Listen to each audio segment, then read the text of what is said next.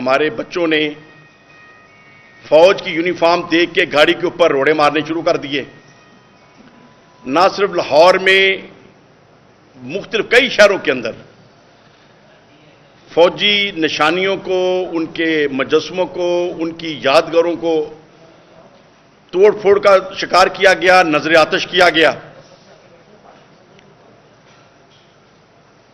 اور جناح ہاؤس کی جہاں بات کرتے ہیں، کور کمانڈر ہاؤس لاہور کی بات کرتے ہیں، تو قائد اعظم رحمۃ اللہ علیہ کی نشانیاں تو ہمارے لیے معتبر ہیں، لیکن کور کمانڈر ہاؤس جو ہماری طاقت کی علامت ہے، اس کی اگر ایک اینٹ کو کوئی گلیل مار کر بھی توڑ دے تو وہ بھی ہمارے لیے قابل برداشت نہیں ہو سکتا. کہ جائے کہ وہ پوری بلڈنگ کو آگ لگا دی گئی اور کوئی روک نہ سکا.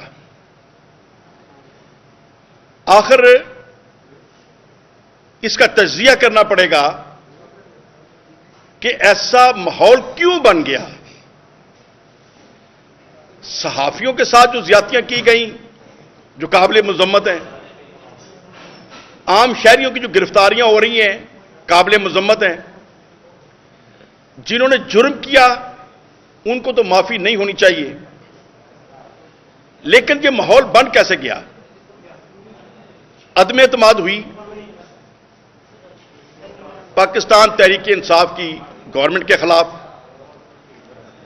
میں بھی جب سے 2012 سے عمران خان صاحب کے ساتھ محبت کا اور سیاسی تعلق رہا ہے، باوجود اس کے کہ مسلم لیگ نون کے پلیٹ فارم سے ممبر صوبائی اسمبلی ہو گیا، لیکن عمران خان صاحب سے میری محبت جو تھی وہ کم نہ ہوئی اور تعلق بھی ان سے قائم رہا. اور جو لوگوں کے اندر ایک شعور پیدا ہوا کہ ایک نئی پارٹی کو لوگوں نے عزت دی، لیکن ایک تو سوال دانشوروں کے آگے یہ ضرور میں رکھنا چاہوں گا کہ جب عمران خان صاحب کی حکومت تحریک انصاف کی تھی، پنجاب میں اور خیبر پختونخوا میں حکومت تحریک انصاف کی تھی، تو کیا وجہ تھی کہ تقریباً ہر ضمنی الیکشن تحریک انصاف ہار رہی تھی؟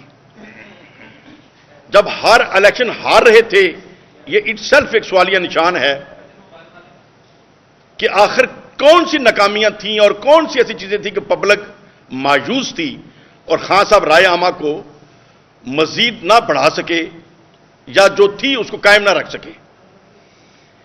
شاید کچھ اور لوگوں نے بھی توجہ دلائی ہوگی، لیکن میری نظر میں واحد ہوں جس نے اسپیشل ٹائم لیا خان صاحب سے اور وزیر اعظم ہاؤس میں جا کے اس بات کی طرف توجہ دلائی، اس کے اوپر کام کرنے کا، سوچنے کا ریکویسٹ کی.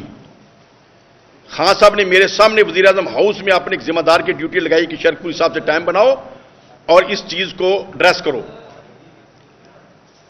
اور وہ میٹنگ بھی رکھی گئی، چودھری اعجاز صاحب کو بھی میسج آ گیا میرے حوالے سے، لیکن اس کے بعد اس کے اوپر کوئی کام نہ ہوا. اور پھر جب خان صاحب کی گورنمنٹ ختم ہوتی ہے تو ایسی مقبولیت پبلک کے اندر آئی کہ جو وہ بھی اپنی جگہ پہ اپنی مثال آپ ہے.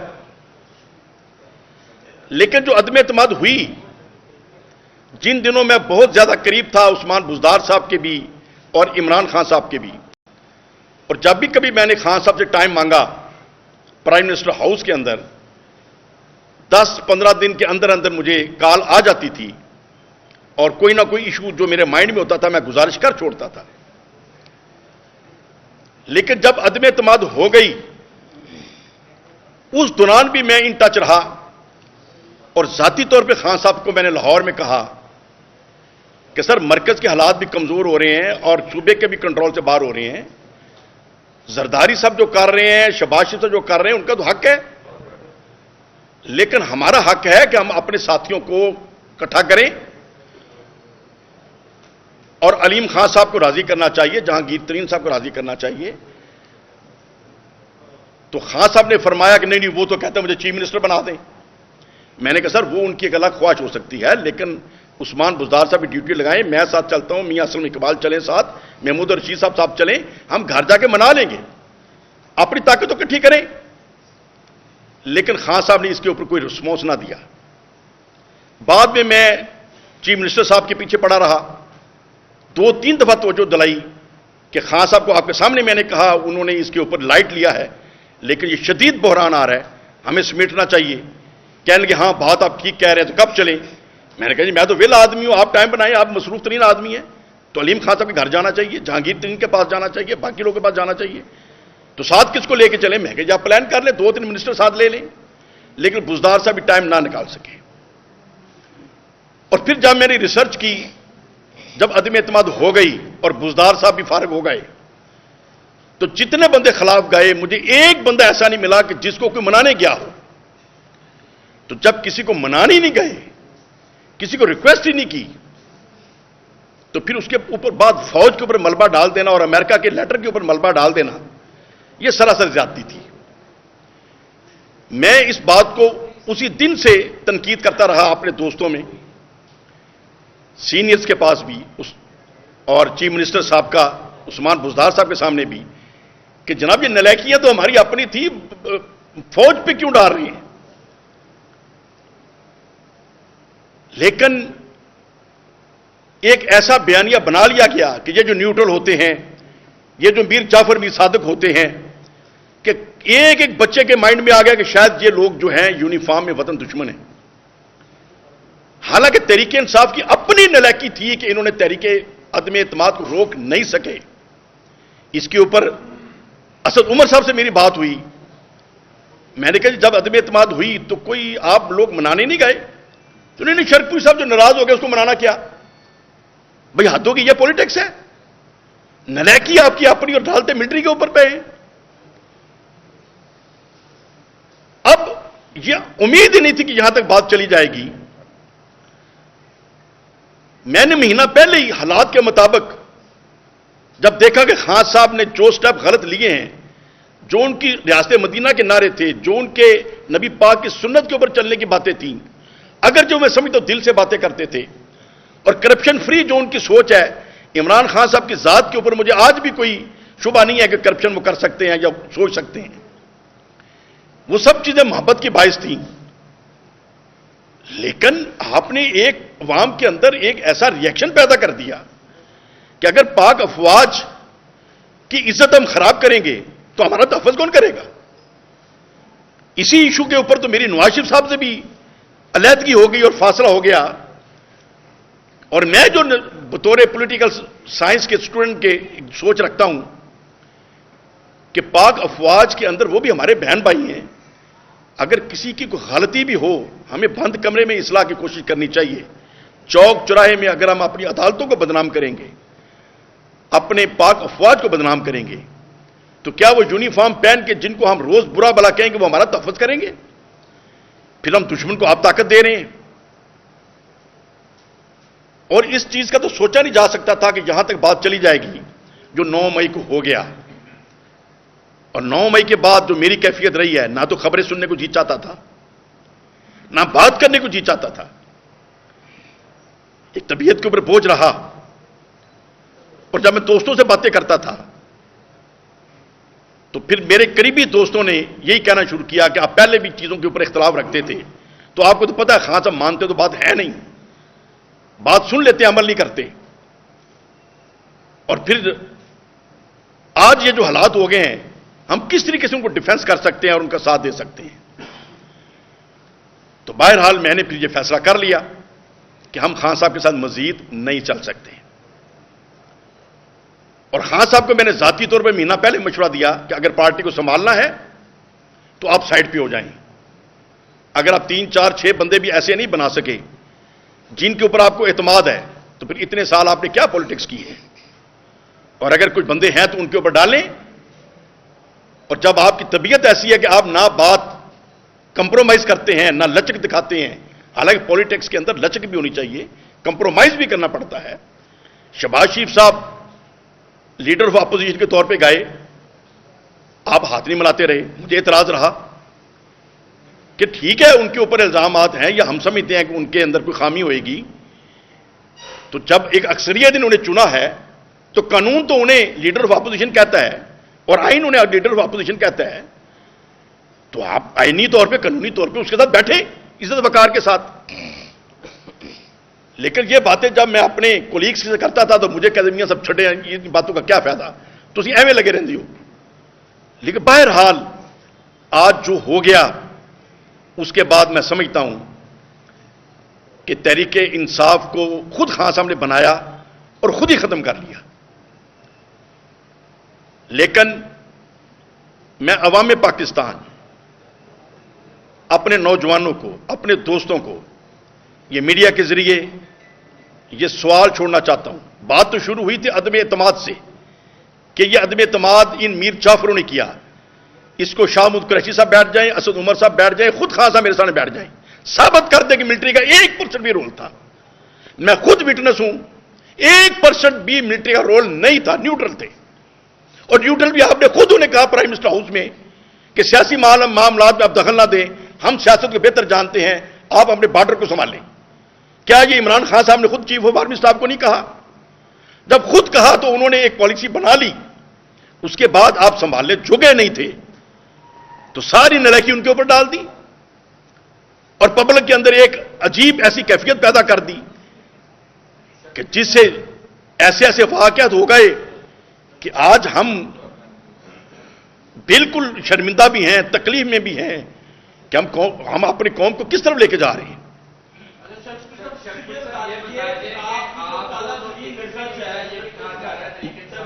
ون بائی ون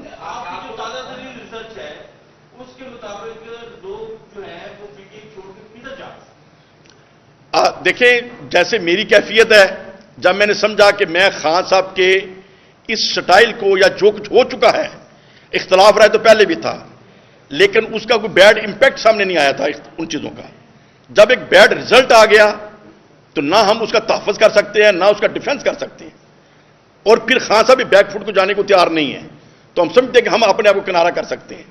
تو اس میں میرے اپنے شرق شریف کے جو دوست احباب یا میری جو کانسٹیچوئنسی ہے اس میں جو چند دوست روز ملتے جلتے رہتے ہیں، ان سے مشاورت کے علاوہ کسی اور سیاسی قائد سے نہ میرا کوئی مشورہ ہے نہ کوئی رابطہ ہے. اب ہر بندہ اس طریقے سے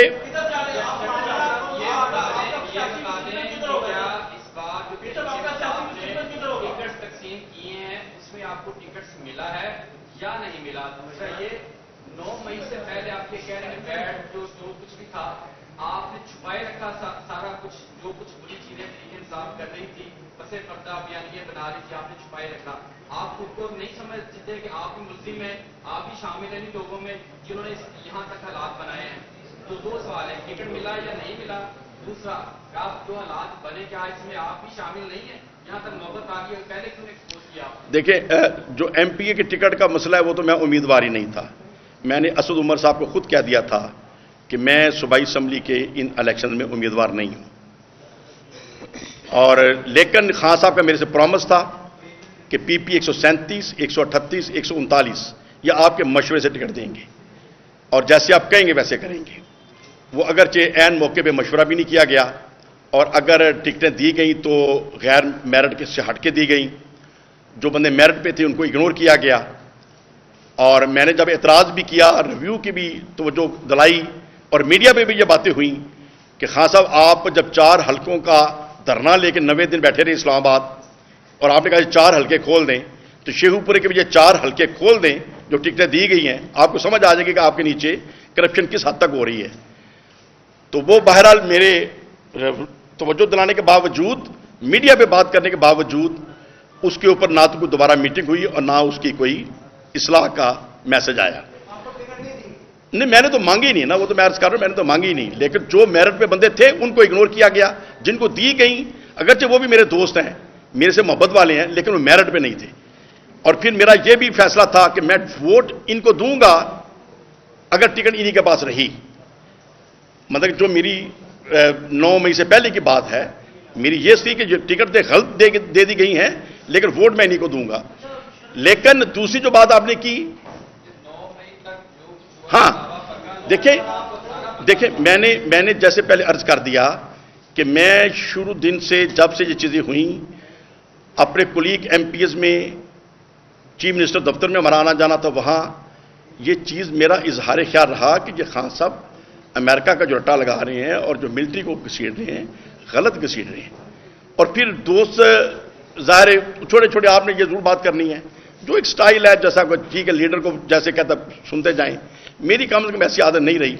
اور خان صاحب سے میں نے جب پرائم منسٹر نہیں رہے تو بہت زیادہ کوشش کی کہ اگر ٹائم ملے تو میں جیسی میری عادت ہے بیت کلفانہ بات کر لینے کی تو انہیں عرض کیا جائے، اور میڈم یاسمین کو 2-4 دفعہ کہا کہ میرا ٹائم بنوائیں لیکن وہ نہ بنوا سکی. اب اجتماعی ملاقات ہوئی، اجتماعی ملاقات میں تو ایسی بات کرنا وہ پاسبل بھی نہیں ہوتا اور مناسب بھی نہیں تھا.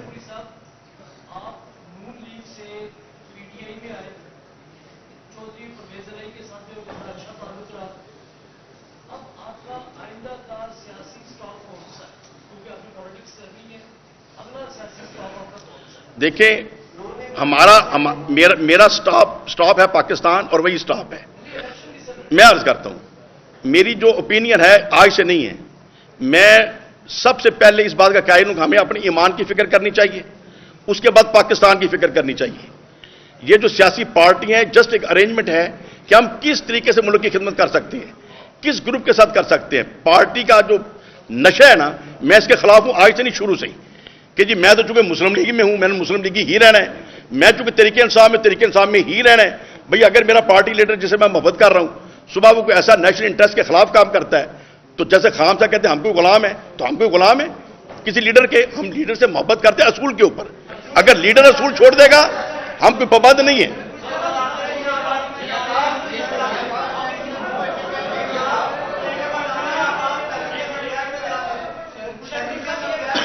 سر میں بات سمجھا نہیں، میں ایسا کوئی طریقے لبیک ہمارے لیے قابل احترام ہے، لیکن میں نے جتنی دفعہ بھی ان کو کچھ پولیٹیکلی اصلاح کی کوشش کی ہے وہ غصہ کر جاتے ہیں، تو جب وہ بات کا غصہ کر جاتے ہیں تو کیسے ساتھ چلیں؟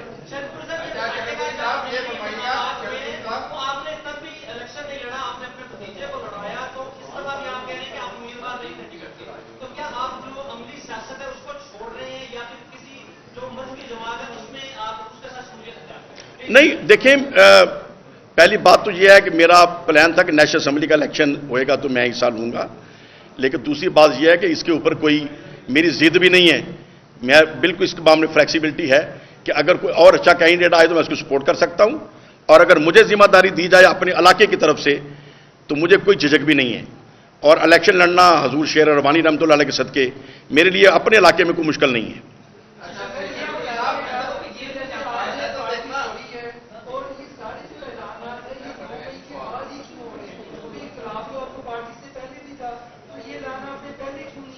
دیکھیں ایک اختلاف ایسا ہوتا ہے کہ آپ کو اختلاف بھی ہوا لیکن چیز قابل برداشت ہوتی ہے. ایک چیز ایسی ہوتی ہے کہ آپ اعتراض کر رہے ہیں لیکن وہ ایسی بات نہیں کہ پوائنٹ آف نو ریٹرن نہیں ہوتا. اب 9 مئی کا جو واقعہ ہو گیا جب پاک افواج کو حرف تنقید بنا دیا گیا اور اس کے بدلے میں ہمارے کئی ماؤں کے بچے شہید ہو گئے اور بے شمار بچوں کے جو مائیں جو ہے وہ بیچاری مطلب اب دیوانوں کی طرف پھر رہی ہیں، تو اس کا رسپانسبل کون ہے؟ میں سمجھتا ہوں اس کا رسپانسبل عمران خان صاحب ہیں، اور بالکل اس کی ذمہ داری عمران خان صاحب کے اوپر ہے. یہ نہیں کہ انہوں نے منصوبہ بندی انہوں نے کی ہے، لیکن ان کا غلط بیانیہ اس کا باعث بنا کہ قوم کو انتشار کی طرف لے گئے اور آج ہم پریشان بیٹھے ہیں.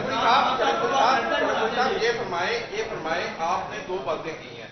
ایک سیاسی جماعتوں سے آپ کا اعتماد ٹوٹ چکا ہے، کیا آئندہ الیکشن غیر جماعتی بنیادوں پہ ہونا چاہیے؟ اور دوسرا یہ جب پی ٹی آئی پہ ذمہ داری آپ ڈال رہے ہیں تو پی ٹی آئی پہ پابندی لگنی چاہیے؟ پی ٹی آئی پہ پابندی تو نہیں لگنی چاہیے، عمران خان صاحب کے اوپر لگ جانی چاہیے. اور دوسرے نمبر پہ یہ ہے کہ اگر الیکشن کی آپ نے بات کی ہے تو میں نے الیکشن کمشنر کو بھی یہ فارمولا لکھ کر بھیجا تھا اور خان صاحب کی خدمت میں بھی دیا تھا کہ اگر الیکشن کا ہم نے امینڈ نہ کیا رولز تو ہم پاکستان کی جمہوریت کو مضبوط نہیں کر سکیں گے. اور میں جو سمجھتا ہوں صرف ٹیکس پیئر کا ووٹ ہونا چاہیے، ہر ایک کو ووٹ ڈالنے کا حق نہیں ہونا چاہیے. جو ملک کو دیتا کچھ نہیں اس سے کیوں پوچھے کہ تمہارا وزیر اعظم کون بنے اور تمہارا ایم این اے کون بنے؟ جو کماتا ہے اور ٹیکس دیتا ہے، جو ٹیکس چوری کرتا ہے اور کہتا ہے میں نے کمایا کچھ نہیں، اس کا مطلب تو نالائق آدمی ہے. جو تم اپنے لیے نہیں کما سکے تم ملک کے لیے کون سا اچھا مشورہ دو گے؟ صرف جو ٹیکس دیتے ہیں، ایک پکوڑے بیچتا ہے اور کہتے ہیں میں شام کو 500 کے پکوڑے بیچے، یہ 5 روپیہ گورنمنٹ کا ٹیکس بنتا ہے، اس کا مطلب ذمہ دار آدمی ہے. لیکن ایک بندہ سونے کی دکان کرتا ہے گورنمنٹ کو دیتا کچھ نہیں. ایک بندہ کروڑوں کا کام کرتا دیتا کچھ نہیں، اس کا مطلب مکار آدمی ہے، اسے ووٹ کیوں لیں؟ اسے کیوں پوچھے تمہارا وزیر اعظم کون ہے؟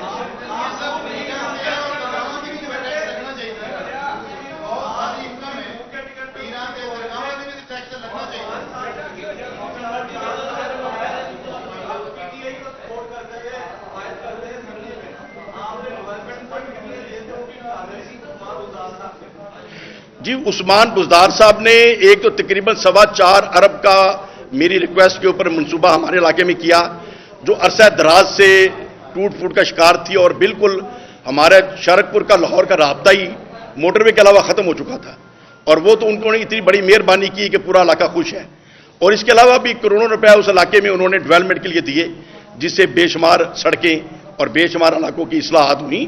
تو وہ میں عثمان بزدار صاحب کا شکر گزار ہوں جو انہوں نے علاقے کی طرف توجہ دی ہماری ریکویسٹ پہ، اور ہمارے علاقے کی بہتری کا باعث بنی۔